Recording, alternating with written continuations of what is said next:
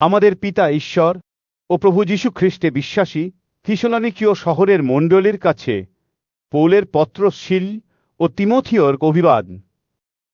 পিতা ঈশ্বর প্রভু যীশু খ্রিস্ট থেকে অনুগ্রহ ও শান্তি তোমাদের উপরে বর্তুক। হে ভাইয়েরা, আমরা তোমাদের জন্য সদ্দিন ঈশ্বরকে ধন্যবাদ দিতে বাধ্য, আর তা করা উপযুক্ত, কারণ তোমাদের বিশ্বাস ভীষণভাবে বাড়ছে এবং একে অন্যের প্রতি তোমাদের প্রত্যেকের প্রেম উপচে পড়ছে। এই জন্য তোমরা যেসব অত্যাচার ও কষ্ট সহ্য করছ, সে সবের মধ্যে তোমাদের সহ্য ও বিশ্বাস থাকায় আমরা নিজেদের ঈশ্বরের মণ্ডলীগুলির মধ্যে তোমাদের নিয়ে গর্ববোধ করছি। আর এই সবই ঈশ্বরের ধার্মিক বিচারের স্পষ্ট লক্ষণ, যাতে তোমরা ঈশ্বরের সেই রাজ্যের উপযুক্ত বলে গণ্য হবে, যার জন্য দুঃখ ভোগ করছ। বাস্তবিক ঈশ্বরের কাছে এটা ন্যায় বিচার যে যারা তোমাদেরকে কষ্ট দেয়, তিনি তাদেরকে প্রতিশোধে কষ্ট দেবেন এবং কষ্ট পাচ্ছ যে তোমরা তোমাদেরকে আমাদের সঙ্গে বিশ্রাম দেবেন, এটা তখনই হবে যখন প্রভু যীশু স্বর্গ থেকে নিজের পরাক্রমের দূতদের সঙ্গে জ্বলন্ত অগ্নিবেষ্টনে প্রকাশিত হবেন। এবং যারা ঈশ্বরকে জানে না ও যারা আমাদের প্রভু যীশু সুসমাচারের আদেশ মেনে চলে না, তাদেরকে সমুচিত শাস্তি দেবেন। তারা প্রভুর উপস্থিতি থেকে ও তাঁর শক্তির প্রতাপ থেকে দূর হবে এবং তারা অনন্তকালস্থায়ী বিনাশরূপ শাস্তি ভোগ করবে। এটা সেদিন ঘটবে যেদিন তিনি নিজের পবিত্রগণের দ্বারা মহিমান্বিত হবেন, এবং তখন বিশ্বাসীরা আশ্চর্য হবে। এর সঙ্গে তোমরাও যুক্ত আছো, কারণ আমাদের সাক্ষ্য তোমরা বিশ্বাসে গ্রহণ করেছ। এই জন্য আমরা তোমাদের জন্য সব দিন এই প্রার্থনা করছি, যেন আমাদের ঈশ্বর তোমাদের সকলকেও আহ্বানের উপযুক্ত বলে গ্রহণ করেন, আর মঙ্গলভাবের সব ইচ্ছা ও বিশ্বাসের কাজ নিজের শক্তিতে সম্পূর্ণ করে দেন।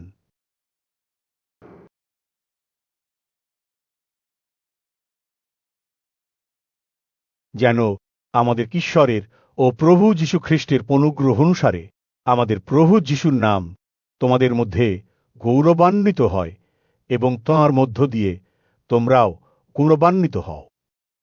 আবার হে ভাইয়েরা, আমাদের প্রভু যীশু খ্রিস্টের আগমন ও তার কাছে আমাদের নিয়ে যাবার বিষয়ে তোমাদেরকে এই বিনতি করছি।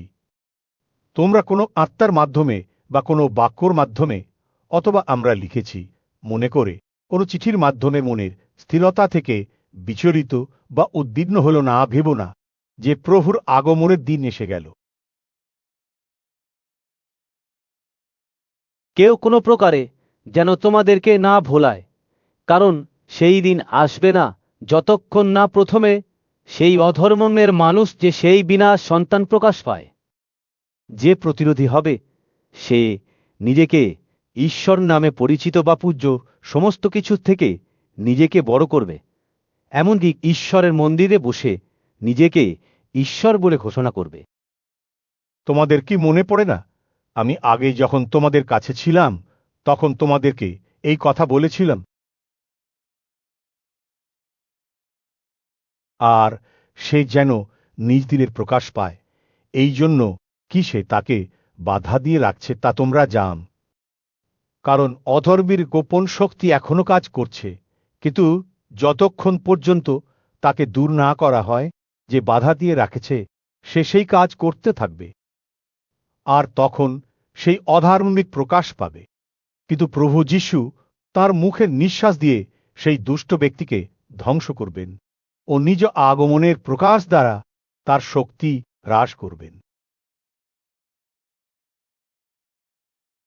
সেই অধার্মিক ব্যক্তি আসবে শয়তানের শক্তি সহকারে, যেটা মিথ্যার সমস্ত নানা আশ্চর্য কাজ ও সমস্ত চিহ্ন ও অদ্ভুত লক্ষণের সঙ্গে হবে, এবং যারা বিনাশ পাচ্ছে তাদের প্রতারণা করার জন্য সমস্ত অধার্মিকতার বিষয় গুলি ব্যবহার করবে, কারণ তারা পরিত্রাণ পাওয়ার জন্য সত্য যে প্রেম গ্রহণ করেনি। আর সেই জন্য ঈশ্বর তাদের কাছে ভ্রান্তিমূলক প্রতারণার কাজ পাঠান, যাতে তা সেই মিথ্যায় বিশ্বাস করে, যেন ঈশ্বর সেই সকলকে বিচারে দোষী করতে পারেন, যারা সত্যকে বিশ্বাস করেনি কিন্তু অধার্মিকতায় সন্তুষ্ট হতো।